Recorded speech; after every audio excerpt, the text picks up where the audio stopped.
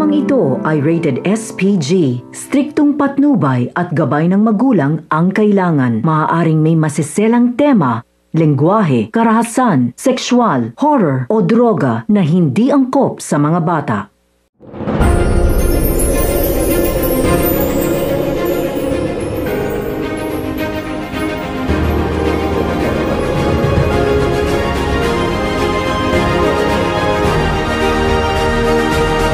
Welcome.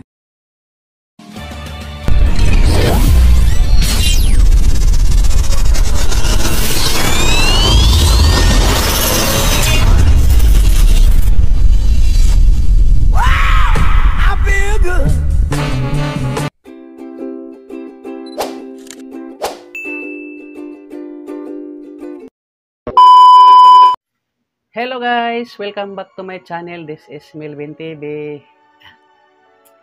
Magandang umaga Luzon, magandang umaga Visayas, magandang umaga Mindanao at saan mang sulok ng mundo kung saan kayo naroroon. So magandang umaga. Ang vlog ko ngayon guys is patungkol dito sa kalsada na nag-uugnay sa Tansa at General Trias. Nasasakupan ng Paradahan 1 at saka Pasong Kawayan 2, General Trias, Cavite. So, sa madaling salita guys, nasasakupan ito ng Tansa. So, sa araw-araw namin guys, ako nagbibiyahe dito. Danas po namin lahat ng hirap, pagod na dinanas namin dito sa kalsadang ito. Ikaw ba naman minuminuto kang dadaan dyan? Lalo na yung mga umaga at saka hapon lang dumadaan dyan, napapagod nga. Kami pa kaya na halos minuminuto dadaan dito mismo sa kalsadang ito. So, ramdam po namin, maawa na po kayo, panawagan namin dyan sa kinauukulan ng Tansa, bayan ng Tansa. Bigyan nyo naman po ng pansin itong kalsada dito sa PLNBes West, sa may Paradahan 1, PLNBes Avenue, dito sa may Westwood Subdivision. Parang awa nyo na po, talagang ang dami na pong napiperwisyo. Kita nyo naman, ito, ipakita ko sa inyo yung video. Ito guys, tingnan nyo, tingnan nyo, ayan. Yan, tingnan nyo. Tingnan nyo kung gaano ka hirap. Halos minuminuto kami dyan dumadaan guys. Kaya sana naman mabigyan ninyo ng pansin itong aming problema. Hindi lang sa amin mga tricycle driver ang problema ito, kundi sa lahat ng mga dumadaan dito, mga turista, mga kung ano-ano pa man mga dumadaan dito, mga sasakyan. Grabe po talaga katindi.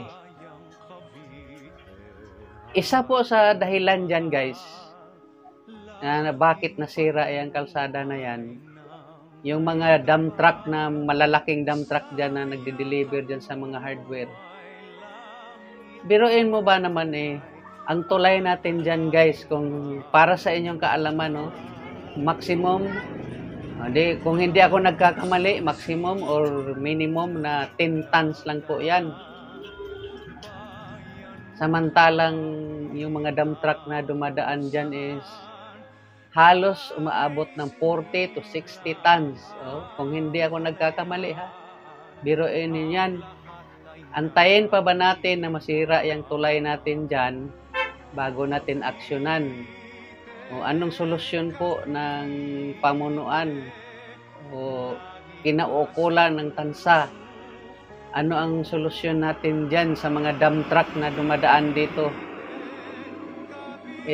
Wala na po sa capacity. Hindi na po akma ang capacity na nakapatong dyan sa kalsada na napakanipis. Kaya kung kaya nagkaganyan yung kalsada na yan, sobra-sobra na po talaga ang pagod at hirap at saka maintenance ng aming mga tricycle.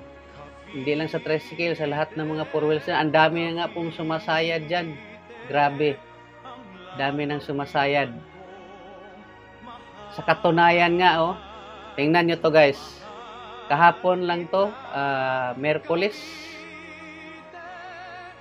Yung ambulansya ng General Trias, ayan.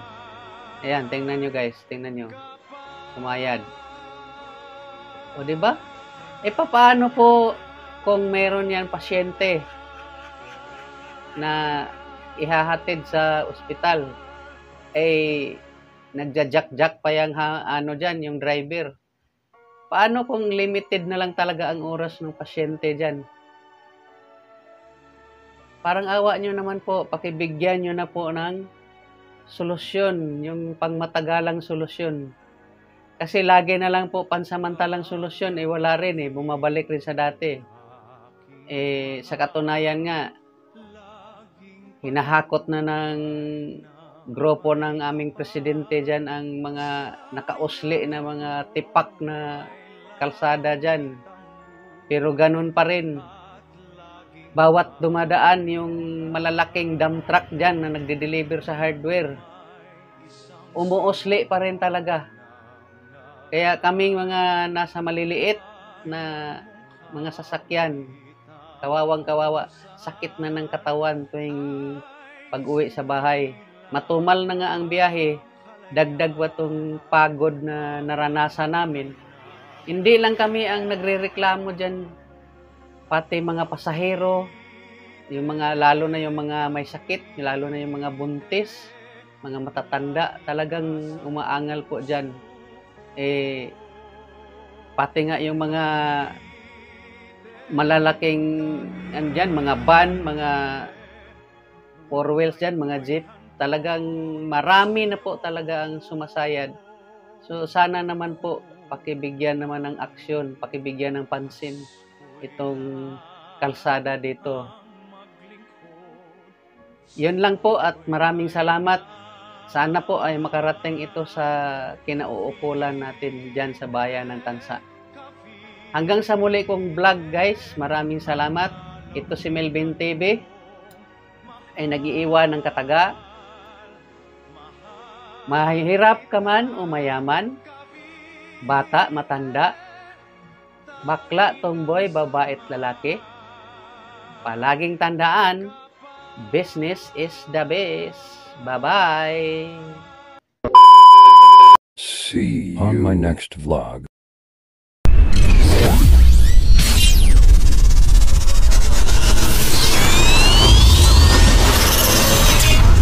Milven TV.